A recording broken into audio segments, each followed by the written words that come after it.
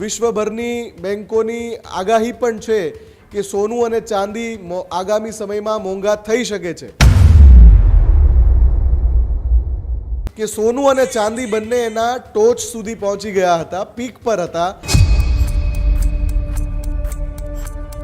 3,87,000 રૂપિયાનું 1 કિલોગ્રામ ચાંદી ભારતમાં વેચાયું છે। 3 મહિનામાં જ સોના ચાંદીના ભાવમાં મોટું ગાબડું પડ્યું છે। ટોચની સપાટીથી ચાંદીમાં 1.70 લાખ રૂપિયાનો ઘટાડો થયો। સોના ચાંદીના ભાવમાં ભારે ડિસ્કાઉન્ટ છતાં ખરીદીનો અભાવ જોવા મળી રહ્યો છે। હજુ સુધી તમે અમારી ચેનલને સબસ્ક્રાઇબ નથી કરી તો અત્યારે જ ન્યૂઝરૂમ ગુજરાતને સબસ્ક્રાઇબ કરો, ફેસબુક અને ઇન્સ્ટાગ્રામ પર ફોલો કરો।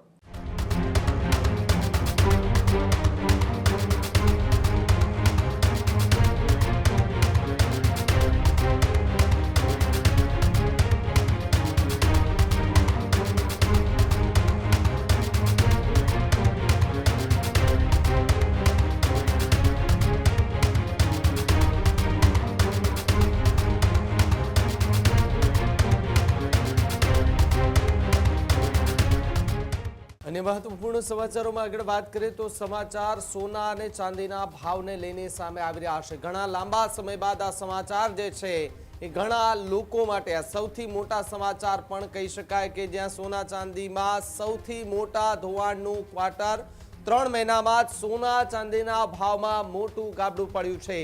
ચાંદીનો પ્રતિ કિલોગ્રામ ભાવ જે છે તે ઘટીને 2.15 લાખના સ્તરે પહોંચ્યો, જ્યારે ટોચની સપાટીથી ચાંદીમાં 1.70 લાખ રૂપિયાનો ઘટાડો થયો।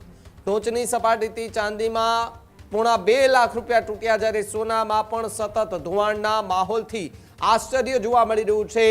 24 કેરેટ સોનું પ્રતિ 10 ગ્રામ ઘટીને 1.40 લાખના સ્તરે પહોંચ્યું, જ્યારે સોનું અત્યાર સુધીમાં ટોચથી 36,000 રૂપિયા સસ્તું થયું છે। સોના ચાંદીના ભાવમાં ભારે ડિસ્કાઉન્ટ છતાં ખરીદીનો અભાવ જોવા મળી રહ્યો છે। વૈશ્વિક અનિશ્ચિતતા ઘટતા સોના ચાંદીની અંદર જે કહી શકાય કે જે લોકો જે પહેલા ઘસારો જોવા મળતો હતો સોના અને ચાંદી લેવા માટે, આજે એ જ સોના અને ચાંદીમાં ભારે ડિસ્કાઉન્ટ પણ મળી રહ્યું છે, ભાવમાં પણ કડાકો જોવા મળી રહ્યો છે। એટલે કે ભાવ ઘટતાની સાથે પણ લોકો કેમ સોનું અને ચાંદી ખરીદતા ઓછા થયા છે, તેના પર પણ હવે એક ગંભીર પ્રશ્ન ઊભો થઈ રહ્યો છે, આશ્ચર્ય થઈ રહ્યું છે। કારણ કે પહેલા સોના અને ચાંદીના ભાવ ભલે વધી રહ્યા હતા પરંતુ લોકો છતાં પણ લેવા માટે ત્યાં જતા હતા। આજે સોના અને ચાંદીના ભાવમાં લગાતાર ઘટાડો જોવા મળી રહ્યો છે। 1.70 લાખ રૂપિયાનો ઘટાડો એ ટોચની સપાટીથી ચાંદીમાં જોવા મળ્યો, જ્યારે 24 કેરેટ સોનું પ્રતિ 10 ગ્રામ ઘટીને 1.40 લાખના સ્તરે અત્યારે પહોંચી ચૂક્યું છે। આ બધાની વચ્ચે જે સોનું અને ચાંદી ખરીદનાર છે, જે વેચનાર છે, તે બંને વચ્ચે શું અંતર હોઈ શકે અત્યારે? મુફદ્દલ મારી સાથે જોડાય છે। મુફદ્દલ, એક સમય હતો કે સોનું અને ચાંદી લેવા માટે લોકો એ જ્વેલરીના શોરૂમ સુધી પહોંચતા હતા। આજે ભાવમાં ઘટાડો જોવા મળી રહ્યો છે, ડિસ્કાઉન્ટ મળી રહ્યું છે, છતાં પણ લોકો સોનું અને ચાંદી ખૂબ ઓછું ખરીદી રહ્યા છે। ભાવિક, આની પાછળનું કારણ એ છે કે લોકો અસમંજસની સ્થિતિમાં છે, સમજી નથી શકતા કે જો યુદ્ધની પરિસ્થિતિ પેદા થાય તો ગમે ત્યારે સોના ચાંદીના ભાવ વધ્યા જ છે, ઇતિહાસ તમે જોઈ લો। પણ આ વખતે શું થયું? જેવું યુદ્ધ શરૂ થયું ઈરાન અને અમેરિકા વચ્ચે, એ સાથે જ સોના ચાંદીના ભાવ ગગડવા લાગ્યા। કારણ એવું આપવામાં આવ્યું કે સોનું અને ચાંદી બંને એના ટોચ સુધી પહોંચી ગયા હતા, પીક પર હતા, એટલે લોકોએ જે રોકાણકારો છે એમણે પ્રોફિટ બુકિંગ કર્યું, એના કારણે સોના અને ચાંદીમાં ઘટાડો આવ્યો। હવે થોડા સમય સુધી તો પ્રોફિટ બુકિંગ સમજી શકાય, પણ પછી જે લગાતાર ઘટાડો આવ્યો સોના અને ચાંદીના ભાવમાં, એ શા માટે આવ્યો? ઘણી બધી વૈશ્વિક પરિસ્થિતિના કારણો ચોક્કસથી અપાય છે, પણ આજે પણ ડંકાની ચોટ પર એ વાત સ્પષ્ટ છે કે સોનું અને ચાંદી જેટલો પુરવઠો ઉપલબ્ધ છે એના કરતાં એની ડિમાન્ડ વધારે છે। વિશ્વભરની મધ્યસ્થ બેંકો સોનું અને ચાંદી બંને ધાતુ ખરીદી રહી છે। વિશ્વભરની બેંકોની આગાહી પણ છે કે સોનું અને ચાંદી આગામી સમયમાં મોંઘા થઈ શકે છે। બીજી સૌથી અગત્યની વાત કે અત્યારે જે સ્તર ઉપર આવીને ઊભા છીએ, ચાંદી તમે જુઓ ભારતમાં પ્રતિ કિલોગ્રામ 3.87 લાખની જે ટોચે પહોંચી ગયું હતું, અત્યારે 2.15 લાખ રૂપિયા।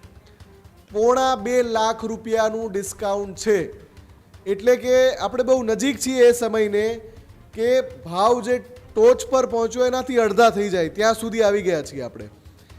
2,15,000 રૂપિયામાં અત્યારે ચાંદી કિલોગ્રામ મળી રહ્યું છે, જે સૌથી મોટો ઘટાડો છે એના ટોચ પર પહોંચ્યા પછી. 3,87,000 રૂપિયાનું 1 કિલોગ્રામ ચાંદી ભારતમાં વેચાયું છે.